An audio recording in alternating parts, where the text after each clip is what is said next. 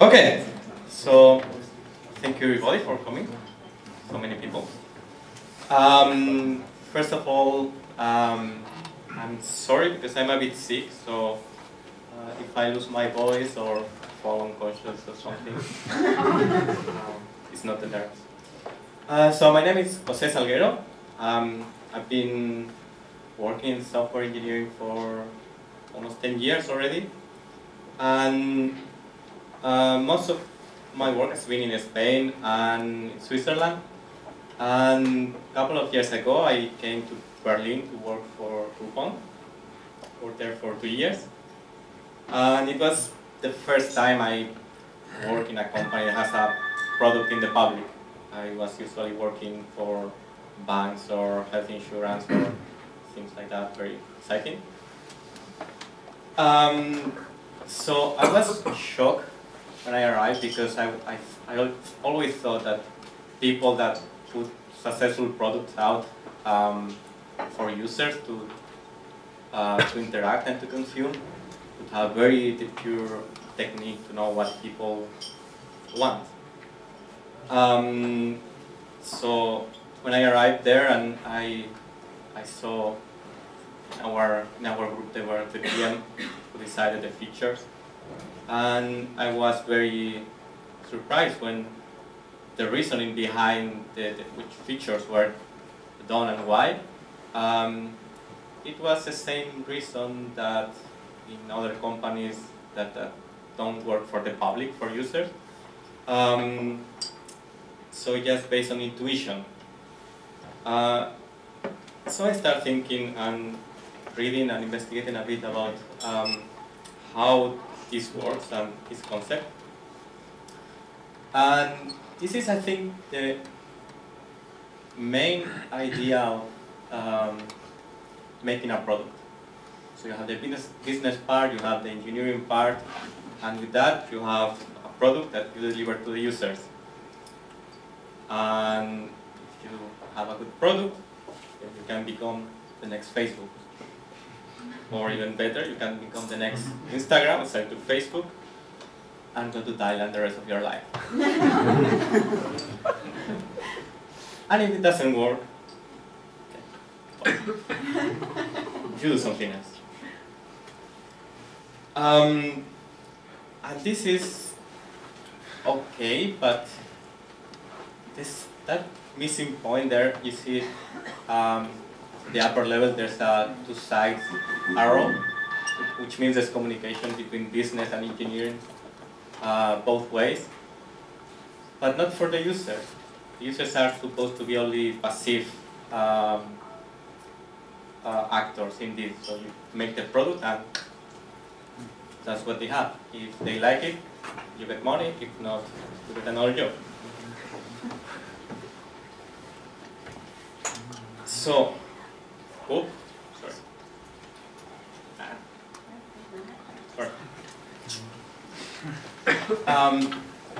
So I started reading more about this and trying to find ways to improve this. Because I saw it was happening everywhere. So whenever you have a small startup, that's the idea. Make something fast and it works, it works. But I saw it also happens in other products that are not software. So I have two examples. First one.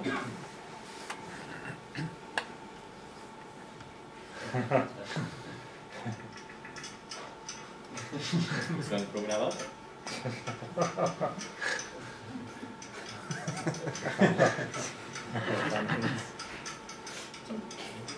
Good idea. So this is called the useless machine, and it's a version 2. There was a first version with only one interrupter. So this was done by some engineering students, and you can even get it online. You get all the materials and you assemble it by yourself. So it's clear that the purpose of the machine was not make money or even get to the users. And this nice thing is the statue presiding the airport of Castellón in Spain, which was finished 2 years ago. It cost like 500 million euros. And since then, there hasn't been a single plane, except that one over there. It's what we do in Spain. And you know, especially here, it's not easy to make an airport.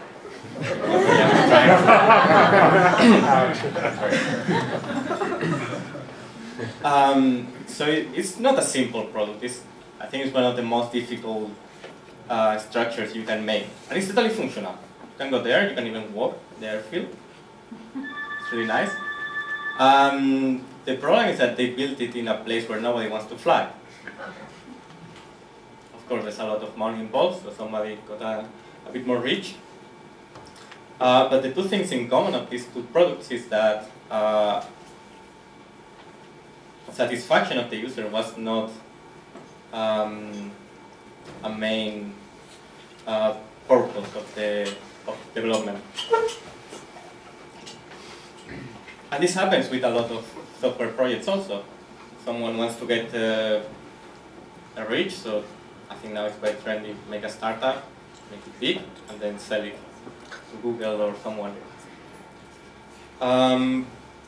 But there are better ways to do this. And this I got it from a book from Frank Guimero, and there he compares the design process with painting. So for most of people, painting is this process. The artist that sits in a studio until he produces art. But he says that this is only the first step. There's a second step that most of the people miss. That is when the artist has finished the painting and then steps back and then lets the painting talk to him. It's a bit cheeky, but I have friends that are artists, and it's true because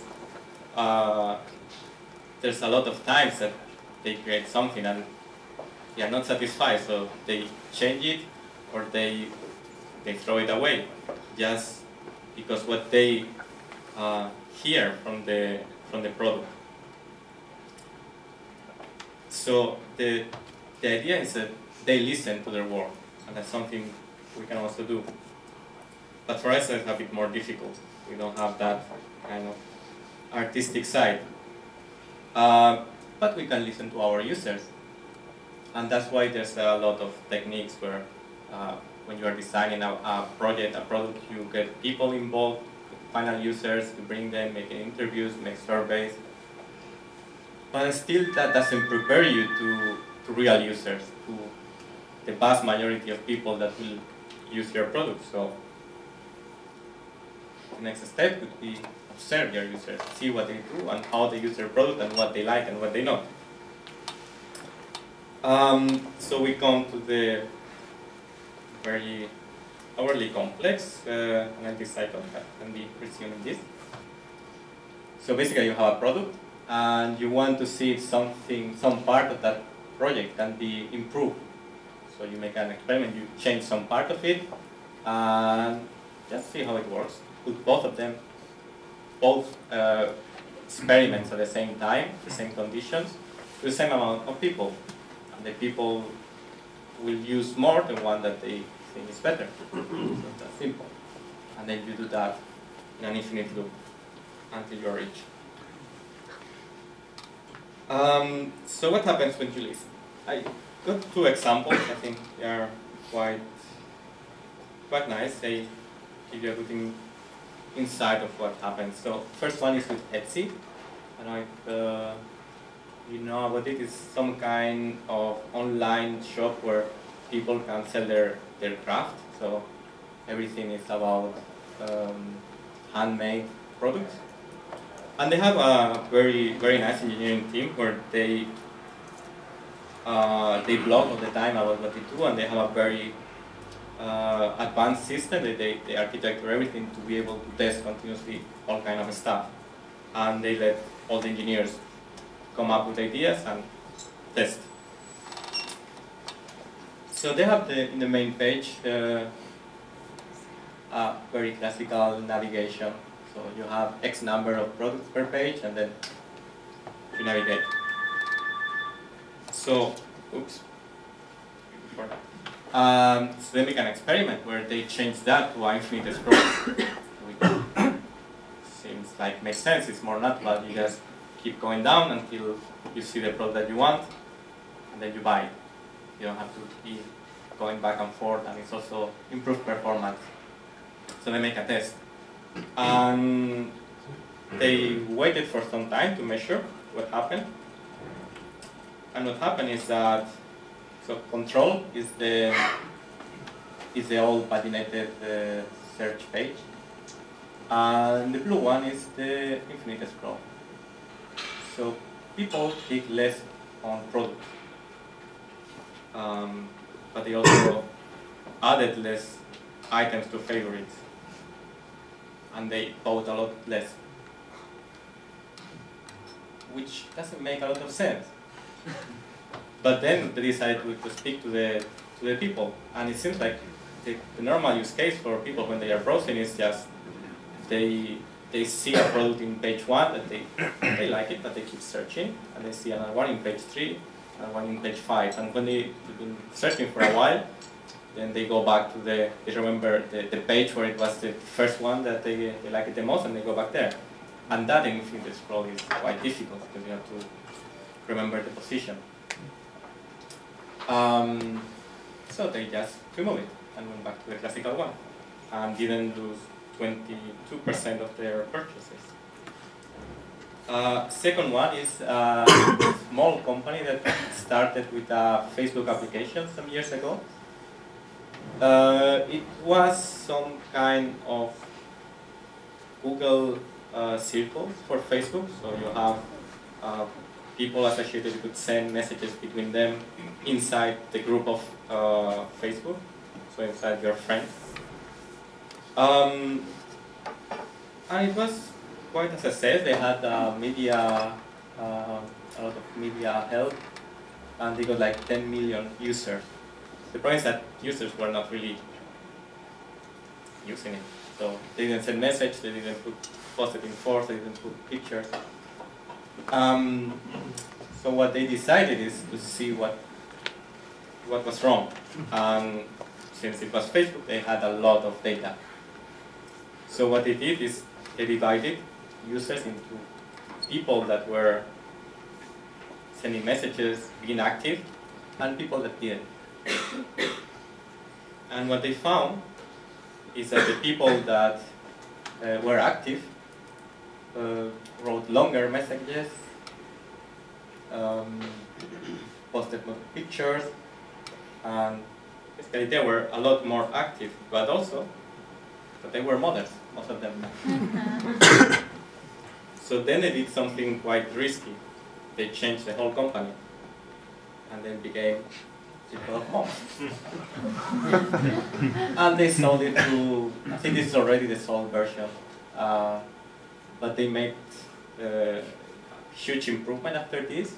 They lost a lot of users, and then they got a lot more, and they were active, and then they became more valuable, and then they sold it, and they're in Thailand.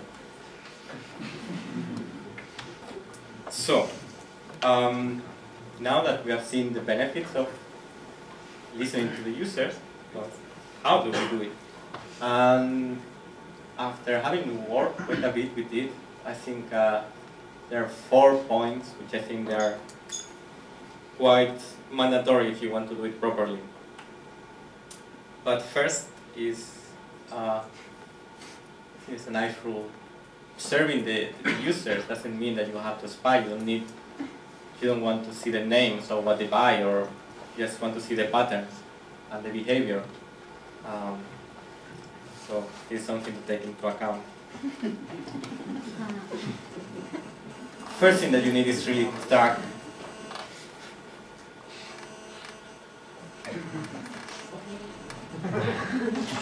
Hope it's okay. Yeah. So first you need to track how people use the your application. You need to track all the actions, all the hits, or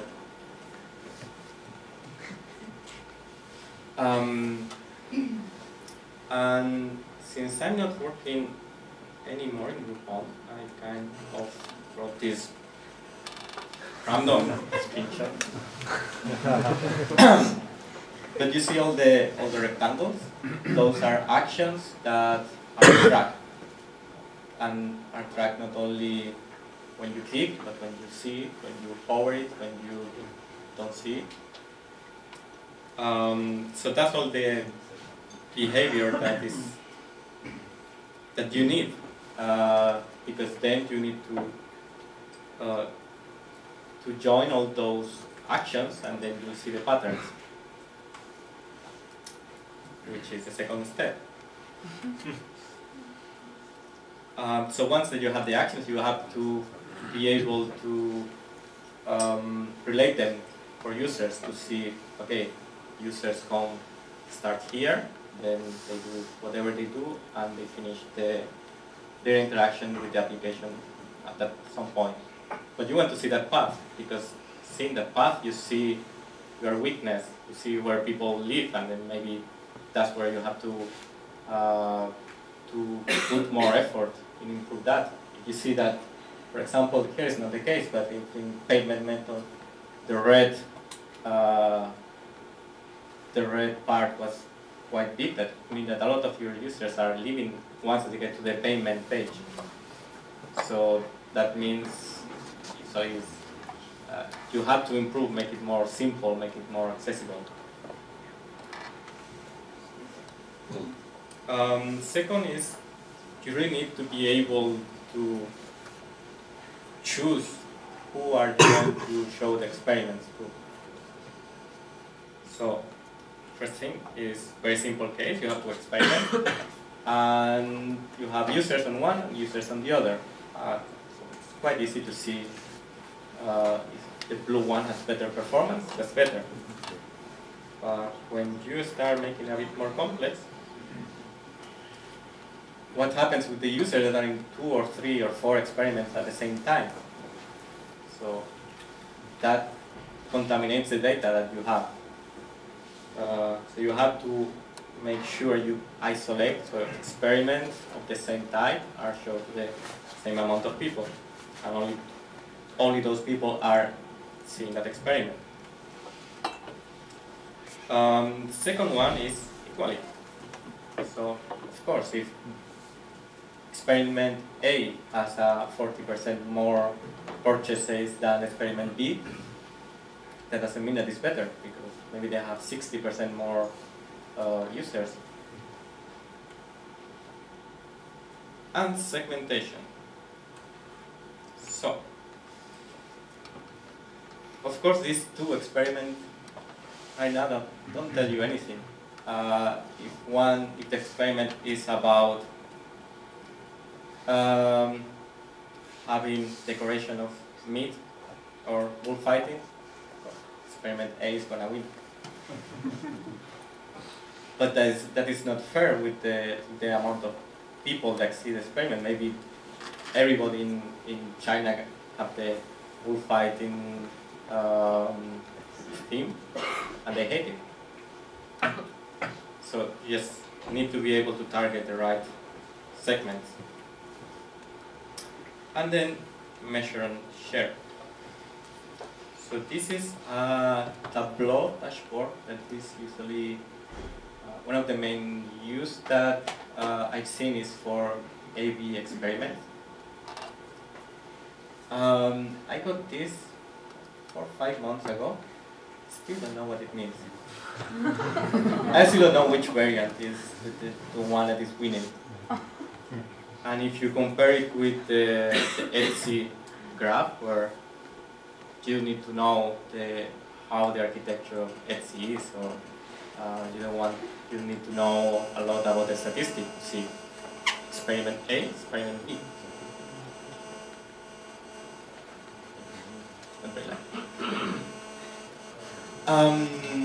And also the part of sharing. Jose, do you have a cell phone? Yes,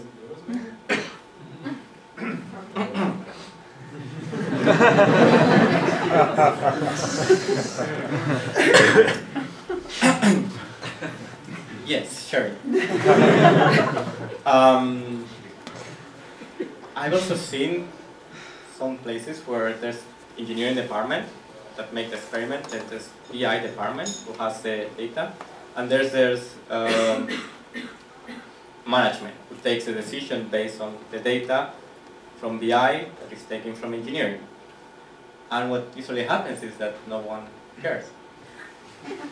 Because it takes weeks to get from engineering to BI, it takes weeks to get from BI to management, and by that time, yeah, there's not a lot of involvement.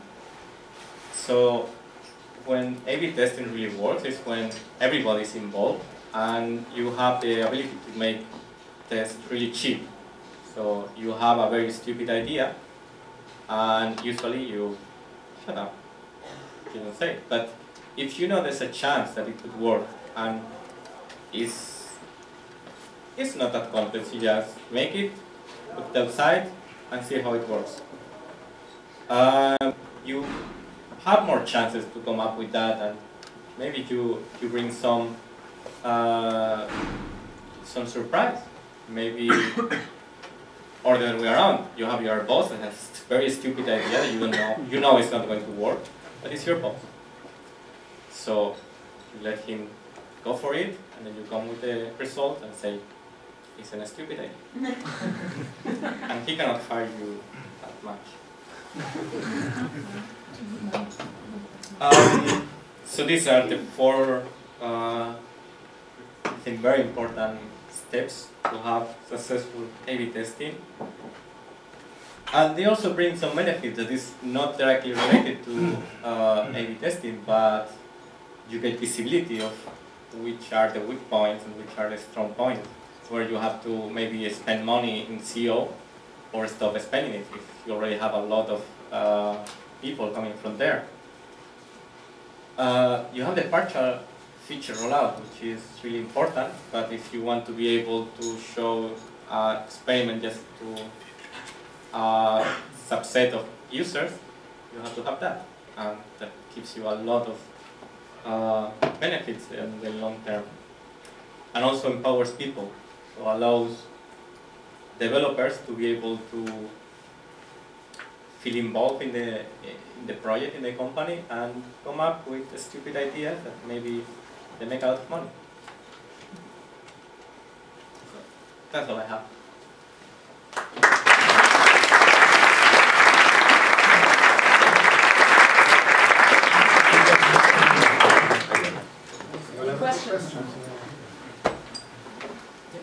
So I'm a design administrator, but I also have like an email list. So what would I do in order to track like behavior on my blog? I mean, I just use Google Analytics for the basic stuff, but how would I take that to the next level to just optimize clicks and page behavior? So actually, Google Analytics launched not too long ago A/B testing feature. Before you had to kind of hack it. But now you have it's a feature, so you have the ability to direct people to one website. So there's two versions of the same page. It's still very gross level, and there's a dashboard where you can see the results. So they compare both versions. You can define, okay, run it for X amount of time and see how it goes, and then you keep the version that performs better. Still, you have to do it with the whole website, so, or the whole page. I mean, that's something. Okay. I have a question. Where do you draw the line between spying and observing users? Because I personally always feel a little bit creeped out when companies are tracking behavior in production. Like when it's just testing or beta testing, it's alright, but... Yeah, so first thing I would say personal data. None of your personal data is needed. Even if you are in the user database of that company, the data that they get from you shouldn't be able to be linked to your account. So you are one user and you have the same value that any other user. And actually, this is more a science of majority. So if you like some type of product, the company doesn't care until there's a lot of people that like that kind of product, to have that specific behavior. So I think that's the main line. Also, of course, depends purpose of use. If it's improvement of the platform for the benefit of the user, but that's also more tricky to measure.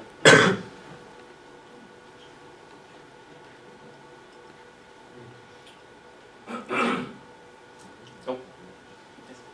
Okay, maybe sounds a little bit naive, but how do you set up an A/B testing? Because, I mean, what can happen is also that the A/B testing fail, right?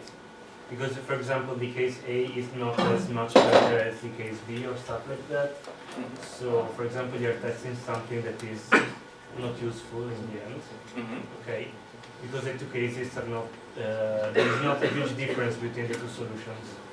Okay, so the question is, how do you actually set up an A/B testing? Because I think that make it work is also the difficult part. So you mean the technical side or the No, what you test. process? I mean, what you decide. Yeah. Yes, the process basically. So in the diagram for the lean analytics, there's a term, it's called KPA, Yeah. which is the first thing you have to do before thinking, even doing A/B testing, is it's called key performance indicators. Okay. And it can be whatever you want to be, because it depends what you want to improve. You cannot improve everything at the same time. So you can improve maybe the visits that you have, but that may have the upside that they stay less time, because you are attracting a lot of people, but not all of them are interested in your content. So that's the first thing to decide, what you want to improve, and then thinking about that, how you want to test, how you want to proceed. And taking into account improvement is not always general. You have to, I want to improve this part, this is the most important for me, revenue, base users, visits, time in the website.